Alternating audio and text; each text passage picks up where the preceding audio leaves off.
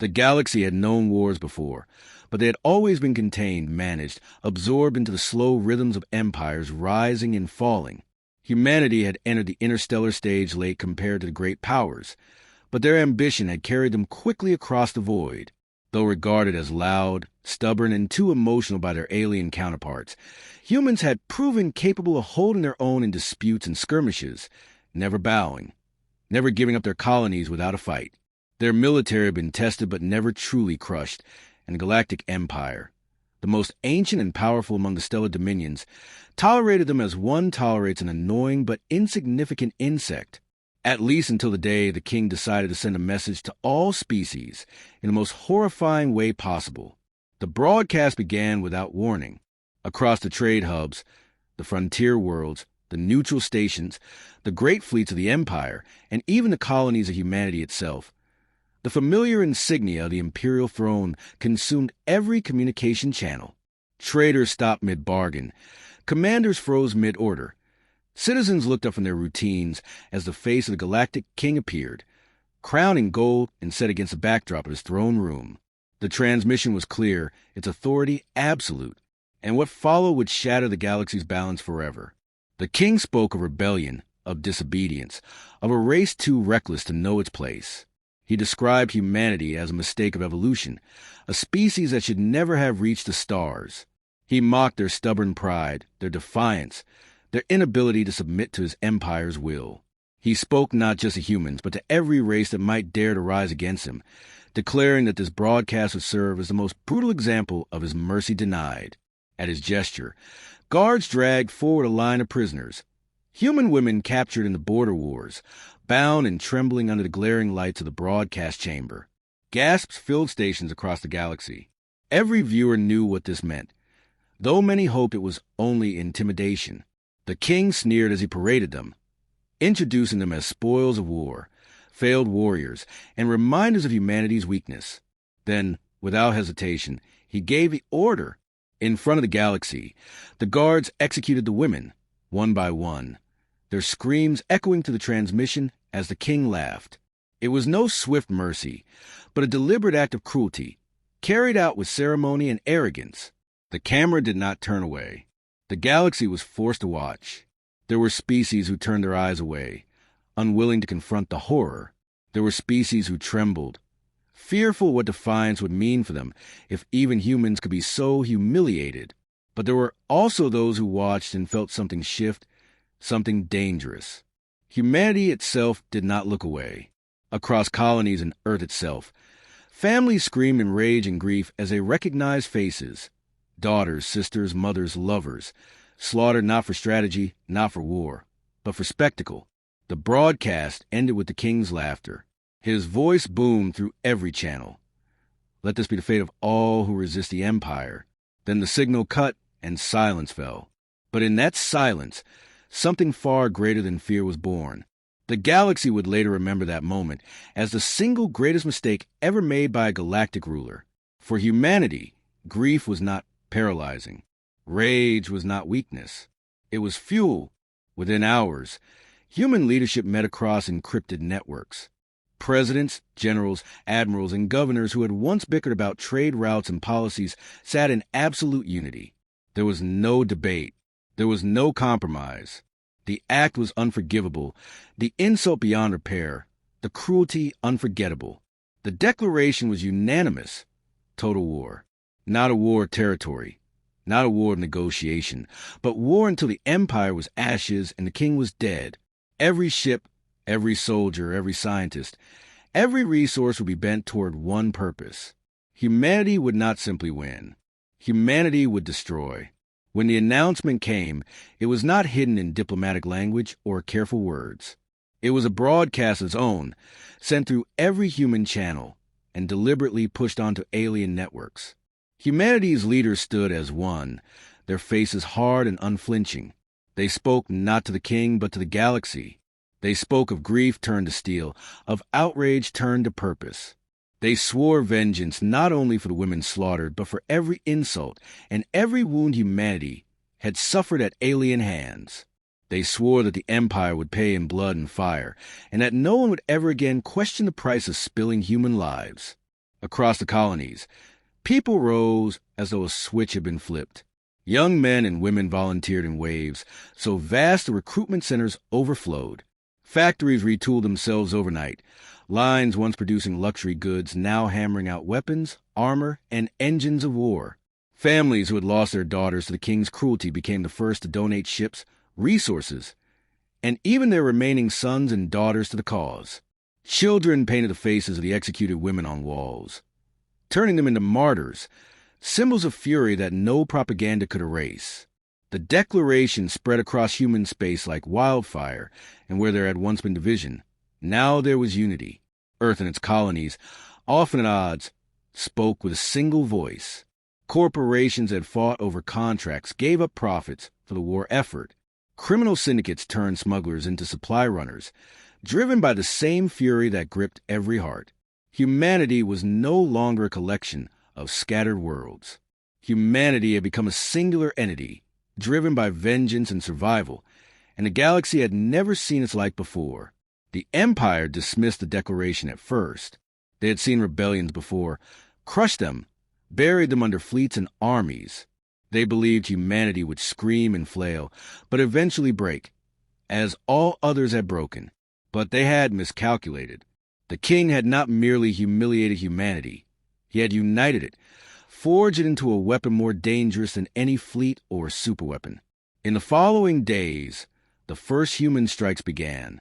Not yet the massive battles that would come, but precision attacks born of rage and ingenuity. Pirate vessels seized by human forces were refitted into raiders. Mining drones were converted into suicide weapons, programmed to ram alien convoys. Sleeper cells in neutral stations sabotaged Imperial supplies. The Empire noticed the change too late. By the time they realized this was not a mere tantrum, but the beginning of something much larger, humanity had already transformed into a war machine. The words whispered in taverns, markets, and barracks across alien space told the story more clearly than any battle report.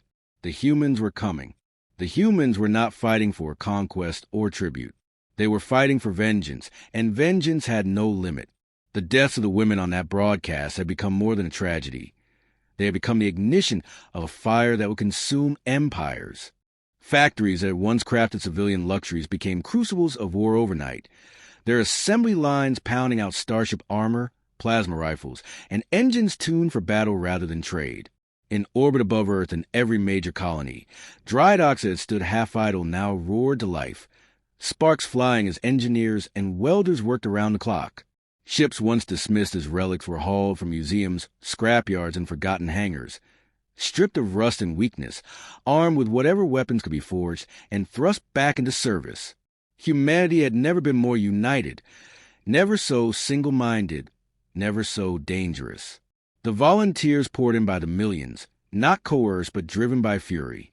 Entire families enlisted together, fathers and sons, mothers and daughters, siblings side by side. Those who could not fight built, mined, coded, and labored, their efforts no less valuable than those on the front lines. Universities that had taught philosophy now taught battlefield logistics. Laboratories that once explored abstract physics redirected themselves toward weapons research. The borders between civilian and soldier dissolved until every human was part of the war effort. Directly or indirectly, humanity had been forged into a war machine, one fueled by grief and rage, and it would not stop. Where other species would falter under such strain, humans thrived. Their psychology turned crisis into clarity. Fear was transmuted into discipline, sorrow into strength. The faces of the executed women were etched into banners, tattoos, and data screens, reminders of why they fought and what they would never forgive. In every barracks and every warship, soldiers swore the same oath, to avenge the fallen and see the empire burn. It was not just a war for survival. It was a holy crusade of vengeance, and in that unity lay the secret of humanity's strength. The Empire had dismissed human technology as crude, their ships as underpowered, their fleets as small. But what the Empire never understood was adaptability. Humans took what they had and reshaped it with ingenuity that bordered on madness. Mining vessels were turned into stealth bombers, their drilling lasers modified to cut through the hulls of warships. Cargo freighters were fitted with magnetic grapplers and filled with Marines, becoming improvised boarding craft capable of seizing vessels 10 times their size. Civilian satellites were reprogrammed into spy networks, feeding real-time intelligence back to command centers.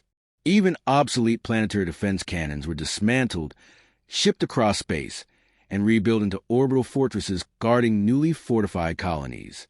The first strikes shocked the galaxy. A convoy of Imperial warships, certain of their dominance, was ambushed by a swarm of repurposed freighters in the asteroid belt of New Carthage. Expecting weak resistance, the Empire's ships were torn apart in minutes, their hulls shredded by railgun slugs fired from what had once been mining rigs.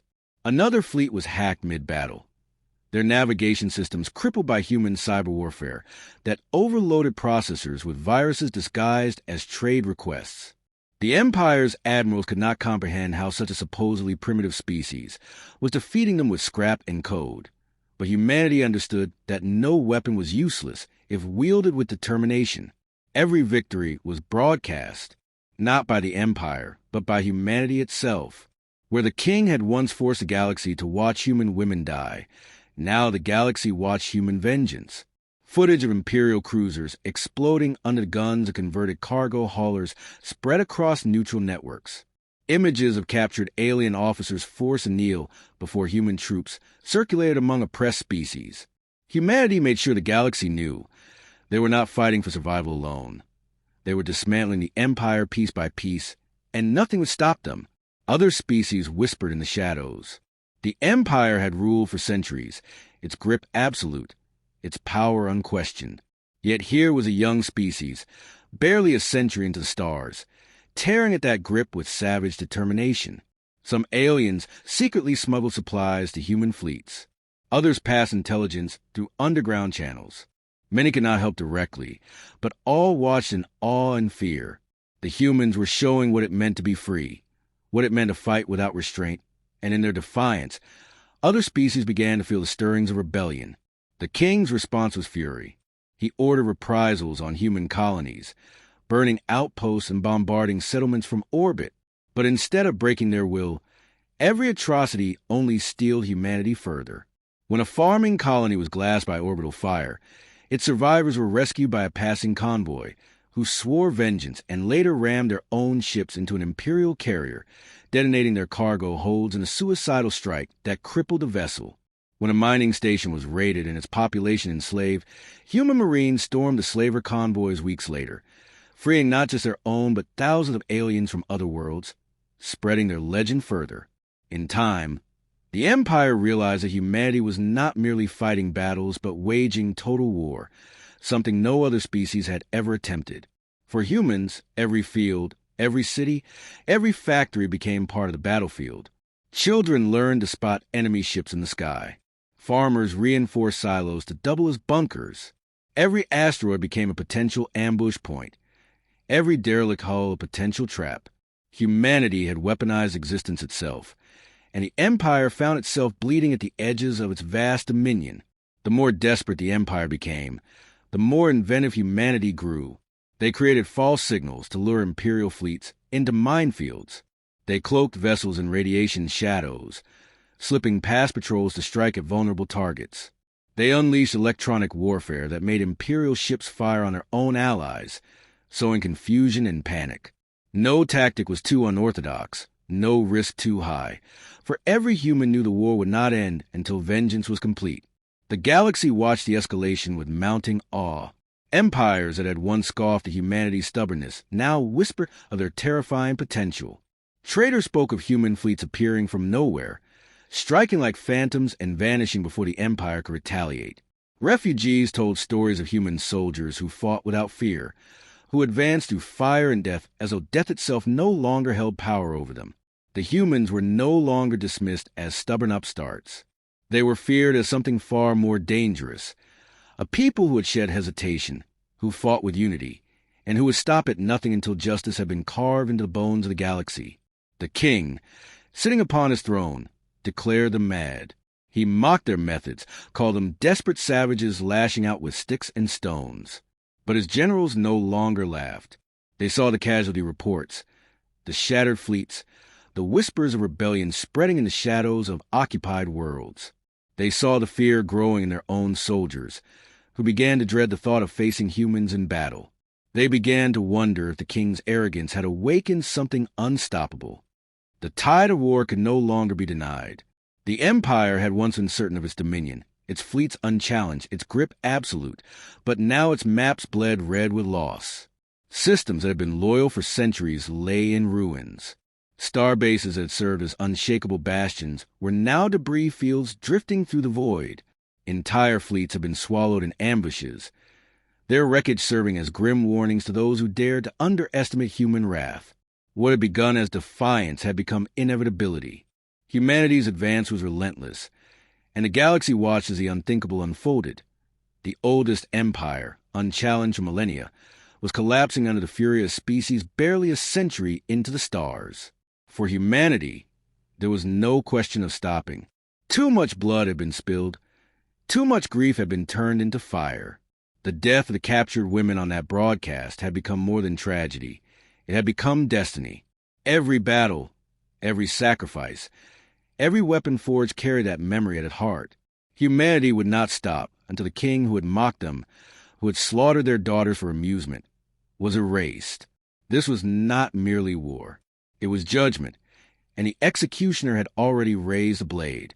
The turning point came when the human fleets no longer struck in raids or ambushes but advanced openly, tearing through border defenses with confidence born of victory. The Empire had tried to hold them back with overwhelming numbers, but human tactics shattered conventional doctrine. They did not fight for territory or prestige. They fought to kill, to break, to terrify.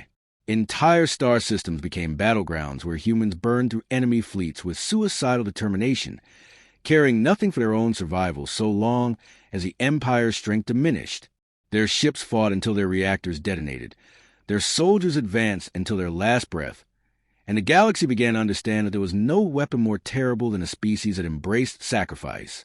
The king's propaganda crumbled.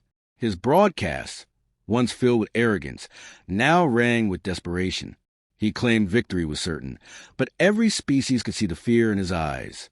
His voice no longer carried the confidence of an immortal ruler, but the panic of a cornered tyrant. He ordered new atrocities, believing that terror would cow his enemies. Worlds suspected of harboring human allies were scorched, populations enslaved, cities leveled from orbit. Yet every atrocity only deepened the hatred against him. Aliens who had once bowed in silence now whispered in defiance, inspired by the humans who refused to kneel. Where once there had been obedience, now there was doubt. Where there had been fear, now there was rage. The king had overreached, and the galaxy was slipping from his grasp. Humanity drove deeper, not with caution but with hunger. Their fleets bypassed strongholds to strike at supply lines, cutting the Empire's arteries until fleets starved and armies withered. They turned captured technology against its makers, deploying alien weapons in ways their creators had never imagined. Superweapons once reserved for the Empire's glory now unleashed devastation upon Imperial strongholds. Human ingenuity combined with alien might became a storm no wall could withstand. Every human victory was a message not just to the Empire but to the galaxy itself. The days of submission were over. The age of vengeance had begun.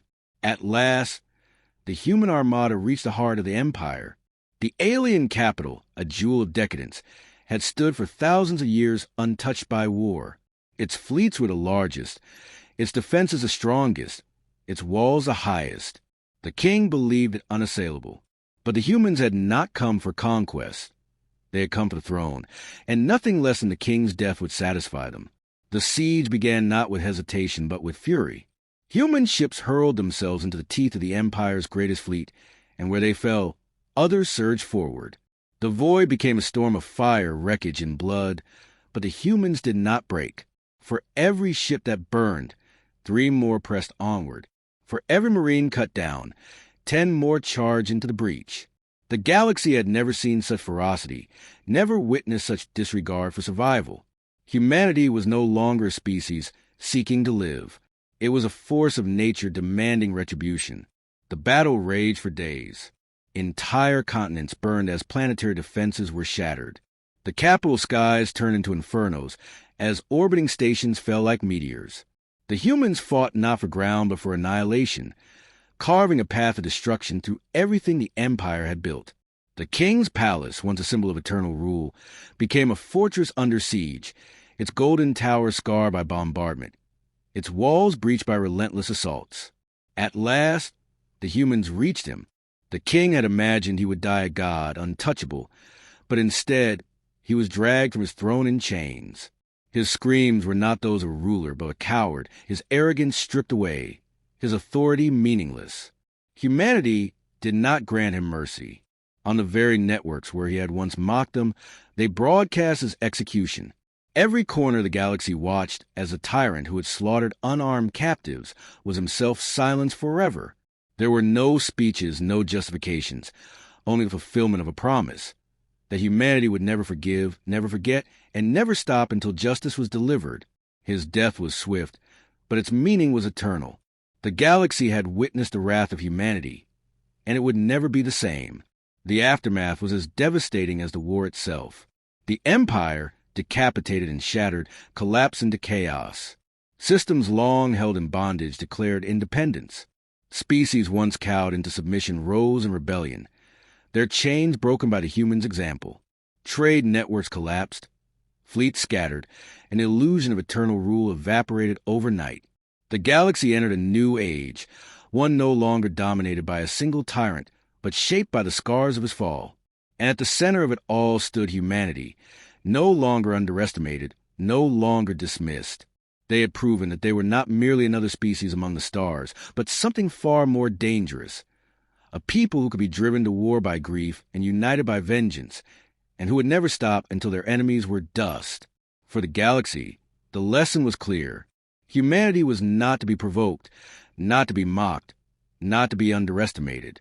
Their capacity for unity, their ability to transform suffering into power, their refusal to surrender made them unlike any other. Where others saw despair, they found resolve. Where others broke under pressure, they hardened. Where others obeyed, they defied. The faces of the executed women, once symbols of humiliation, had become the fuel for a revolution that consumed an empire. Their memory was carved into the foundations of a new galactic order. Humanity did not claim the throne. They had no desire to rule the empire they had destroyed. Instead, they withdrew to their own worlds, their fleets patrolling their borders, their banners marked with the names of the fallen. They did not seek glory, but their presence was glory enough. Every species knew that humanity had the power to return at any time, that their vengeance was as inevitable as the rising of suns, and that their unity was unbreakable when wronged.